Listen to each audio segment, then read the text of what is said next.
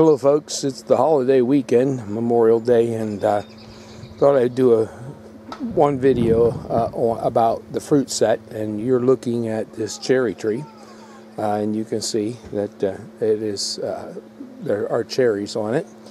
We'll go down and look at some other fruits that have set well this year. Okay, to the next stop. Okay, down here in the strawberry patch, and I know there's a strawberry in there somewhere. There's lots of them. I've been munching away. I don't know if you can see the little red spots, but anyway, the strawberries have done a remarkable job of setting strawberries, and my wife really likes those. Looks like it's going to be a good year despite the fact that it's dry.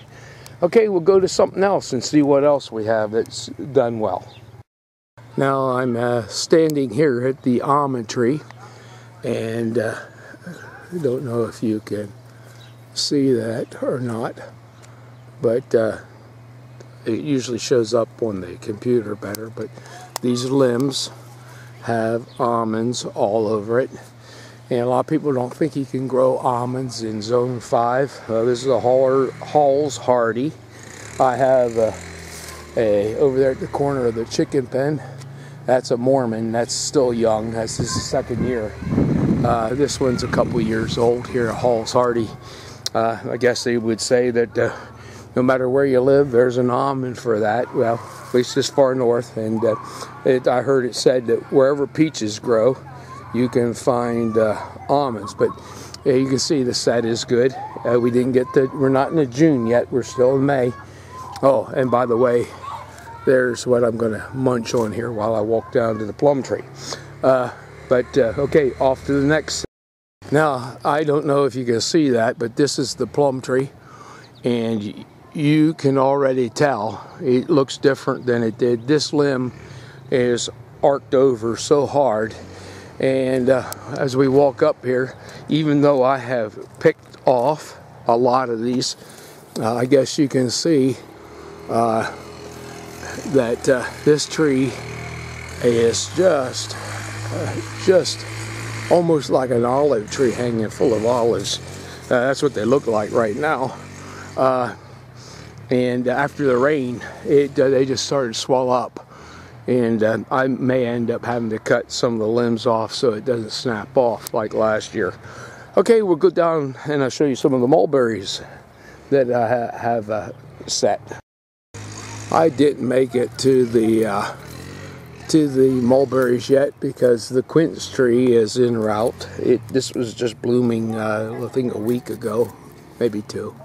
And you can see that it has some quince on it. Not as heavy as some years, but I'm not sure why, but it does have some quince on. Here at mulberry tree number 1, and I'm sure you can see that there are loads of mulberries on these limbs, and this is the tree the birds clean up first.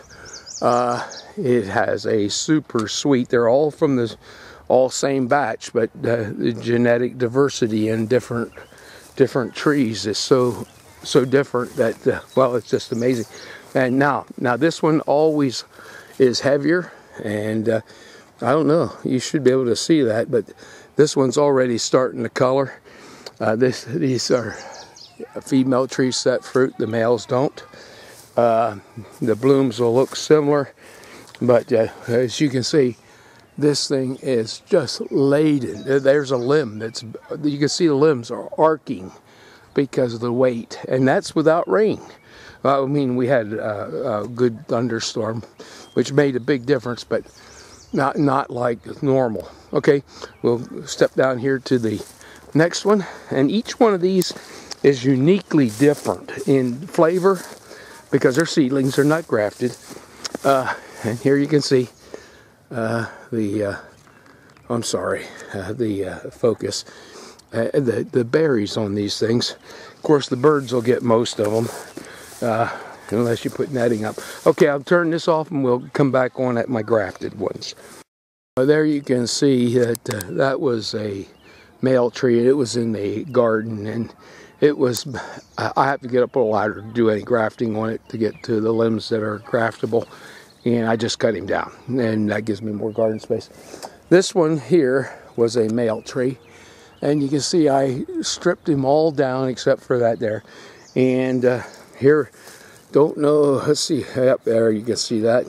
I did a bud into that, and you can see he's peeking through.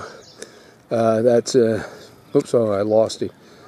Illinois everbearing, and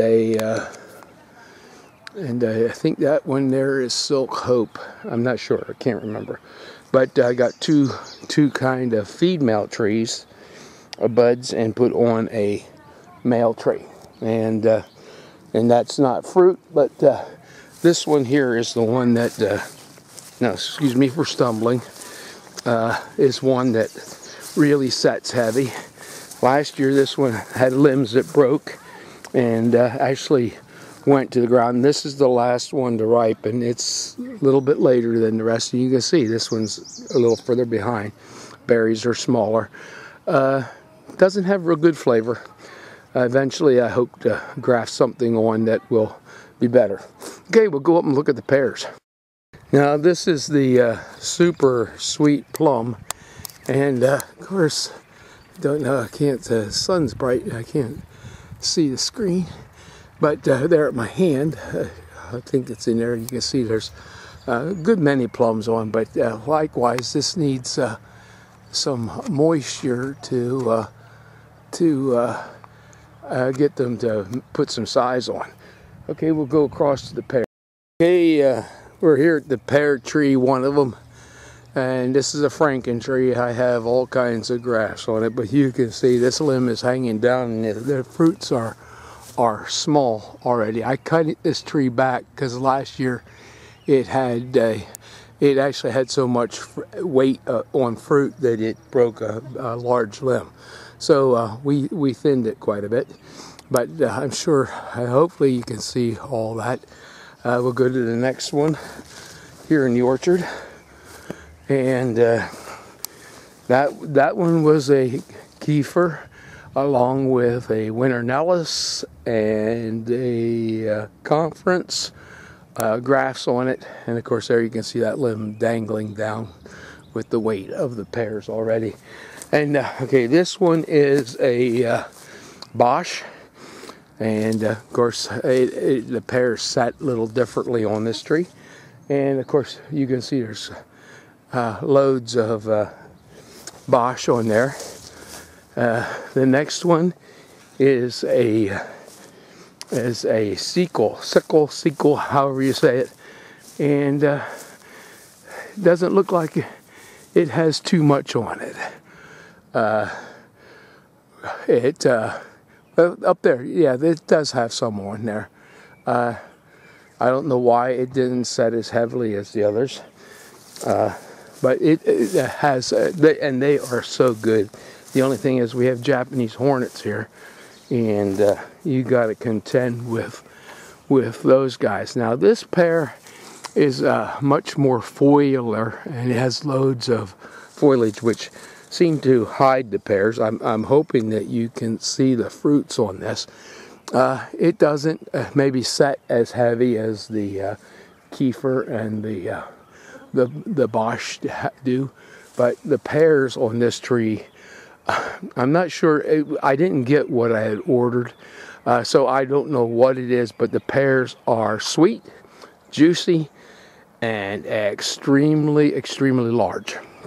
And the hornets like this one too. And I have one more pear tree that is actually setting fruit. I have a lot that I started, putting my seeds in the refrigerator. You know how I am. And started trees, and then I'll graft the other things on. This one is a Kiefer, and it has pears on, but not as heavy as it did 2 years ago. This tree is a yellow Golden Delicious apple tree, and of course I'll have to see once if I can see my hand. If I can find my hand in the picture, I know I got it in the frame. And you should be able to see apples there. This has apples, but this tree is also a Franken tree. It has all kinds of antique apples from Maple Valley Nurseries. If you want some really good scionwood, and he does a good job of getting it to you. And it's good scionwood. It's easy to graft. You're not going to have many fails. And a lot of people's failures on grafting isn't because they did a mistake on grafting. Here's a simple graft I did, and you can see the healing.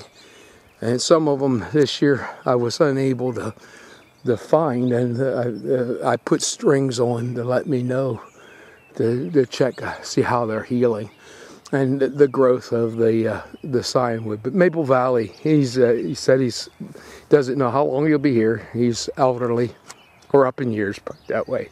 I don't want to call him elderly, but he told me when I wanted to order ahead that he didn't even know if he'd be here next year. So he only does it in the spring, but he has some really good information. This here is a Red Delicious tree, and it is a Franken tree also.